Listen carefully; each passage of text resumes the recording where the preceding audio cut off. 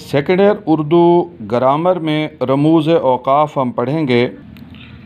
रमूज़ औक़ाफ़ की तारीफ़ है। रमूज़ औक़ाफ़ की अलामतों के बग़ैर तहरीर में निखार नहीं आता। ये दरअसल वो अलामतें हैं जो जुमले को दूसरे जुमले से या किसी जुमले के एक हिस्से को दूसरे हिस्सों से अलहदा करें। रमूज़ औक़ाफ़ की मदद से पढ़ने वाले को मालूम हो जाता है कि जुमलों को किस तरह पढ़ना है या जुमले के किस हिस्से किस तरह अदा करना और कहाँ का और किस कदर तवक्कुफ़ करना। अगर ये अलामतें ना हों तो इबारत अल्फाज और हरूफ का मलगूबा बनकर रह जाए और उसका मफ़हूम समझने में दुश्वारी पेश आए। इनके ना होने से इबारत के खल्त मल्त होने का अंदेशा भी रहता है। रमूज़ औक़ाफ़ का फ़ायदा यह है कि इनकी वजह से पढ़ना आसान हो जाता है और नज़र को सुकून मिलता है। पढ़ने वाला हर जुमले के हर जुज़्व को की अहमियत को जान लेता है। रमूज़ औक़ाफ़ का आगाज़ बगदाद, दमिश्क और अंदलुस के अरब उलमा ने किया। अहले यूरोप ने उलमाए अंदलुस की तक़लीद की और थोड़े से तग़य्युर से इन्हीं औक़ाफ़ को अपने यहाँ राइज कर लिया। आज दुनिया की कमोबेश हर इल्मी अदबी ज़बान में रमूज़ औक़ाफ़ के तौर पर कुछ न कुछ अलामत मुकर्रम मुस्तअमल हैं। उर्दू में इस मकसद के लिए जो अलामतें इस्तेमाल की जाती हैं नाम और शक्लें हस्ब ज़ैल हैं।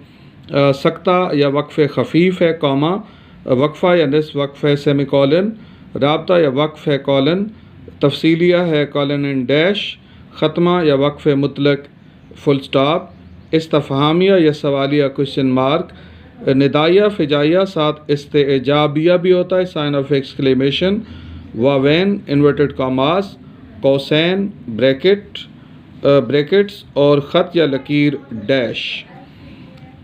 इस मिसाल को आप देखेंगे, रोको मत जाने दो में हुक्म वाज़े नहीं है। रोको के बाद कामा सक्ता आने से या वक्फ़ खफ़ीफ़ आने से ये हुक्म दिया गया कि रोकना नहीं है, जाने देना है। और रोको मत जाने दो, माज़रत इसमें है कि रोक लेना है, जाने नहीं देना। और रोको मत के बाद कामा आने से, सक्ता आने से मालूम हुआ कि इसे रोकना नहीं और जाने देना है। सक्ता की तारीफ़, अलामत और मिसालें। सक्ता कॉमा है। रमूज़ औक़ाफ़ में सक्ता सबसे मुख्तसर ठहराव की अलामत है। जुमले में जहाँ यह अलामत आए वहाँ ज़रा सा ठहरना पड़ता है। इसे खुसूसन अस्मा और ज़मायर के दरमियान इस्तेमाल किया जाता है।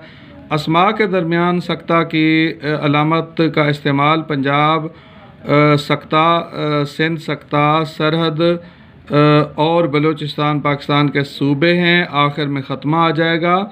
ज़मायर के दरमियान में सक्ता के अलामत इस्तेमाल, वो आप और हम एक ही कश्ती के सवार हैं। इस तरह वक्फ़ा की तारीफ़ और अलामत और मिसालें हैं तो सेमी कॉलन है। सक्ता से ज़्यादा और राब्ता से कम ठहराव के लिए वक्फ़ा की अलामत इस्तेमाल की जाती है। जुमले के जामे अज्ज़ा के दरमियान और जुमले के अज्ज़ा पर ताकीद देने के लिए इस्तेमाल किया जाता है। जुमले के जामे अज्ज़ा के दरमियान वक्फ़ा की अलामत लाहौर पंजाब का वक्फ़ा, कराची सिंध का वक्फ़ा, कोयटा बलूचिस्तान का और पेशावर सूबा सरहद या KPK का दारुल हुकूमत है। जुमले के अज्ज़ा पर ज़ोर देने या ताकीद के लिए ये अलामत जो करेगा सो भरेगा, जो बोएगा सो काटेगा। राब्ता की अलामत है और मिसालें हैं, तारीफ़ है। रमूज़ औक़ाफ़ में सक्ता या वक्फ़ा से ज़्यादा ठहराव के लिए किसी कौल, फरमान, मिसरा, कहावत या इक़्तिबास के आगाज़ में राब्ता की अलामत इस्तेमाल की जाती है। कौल नकल करने के लिए राब्ता की अलामत, कायद-ए-आज़म ने फरमाया काम काम और काम। कहावत के लिए किसी दाना का कौल है जिसकी लाठी उसकी भैंस। अगर मिसरा होगा तो बकौल शायर, नहीं मोहताज ज़ेवर का जिसे खूबी खुदा ने दी। तफसीलिया की तारीफ़, अलामत और मिसालें, कॉलन एंड डैश। इबारत में किसी बात की तफसील बयान करने के लिए तफसीलिया की अलामत इस्तेमाल की जाती है। इस अलामत के बाद हमेशा जुमला नई सर से शुरू किया जाता है। पाकिस्तान के मशहूर दरिया ये हैं, सिंध, रावी, चनाब और झेलम। पाकिस्तान की मशहूर फसलें दर झैल हैं, गंदम, कपास, चावल और गन्ना। ख़त्मा की तारीफ़ जो फुल स्टॉप है। रमूज़ औक़ाफ़ में अलामत के सादा जुमले के ख़ात्मे मुकम्मल ठहराव के लिए और अंग्रेज़ी मुख़फ़्फ़फ़ात में इस्तेमाल की जाती है और सादा जुमले के बाद है। ये उर्दू की किताब है। मुख़फ़्फ़फ़ में है FSC या MBBS लिखा जाएगा तो उसके दरमियान में अलामत आएगी। सवालिया, इस्तफ़हामिया रमूज़ औक़ाफ़ में ये अलामत किसी भी सवालिया जुमले के आखिर में इस्तेमाल की जाती है। बाज़ औक़ात सादा जुमले को ये अंदाज़ तकल्लुम जो है ना वो सवालिया बना देता है। क्या ये उर्दू की किताब है? तुमने खाना खा लिया है? तो ये बोलने का अंदाज़ जो है वो या अंदाज़ तहरीर इसे वाज़े करेगा। फ़िजाइया की अलामत और मिसालें। जुमले में किसी जज्बे मसलन गुस्सा, नफ़रत, हैरत, खुशी, दुख का इजहार करना हो तो फ़िजाइया की अलामत इस्तेमाल की जाती है। इसमें हैरत आ गया तो उसके लिए इसको इस्तेजाबिया कहा जाता है, यहाँ पे तहरीर नहीं है। हम मैच जीत गए, खुशी के लिए ये अलामत है। उफ़ गर्मी का आलम देखो, ये उकताहट के लिए है।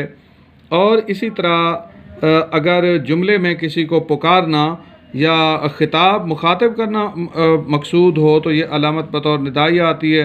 अरशद मेरे पास आ जाओ, आओ इंसानो नादानो, आराम के बंदो, ऐश के पाबंदो।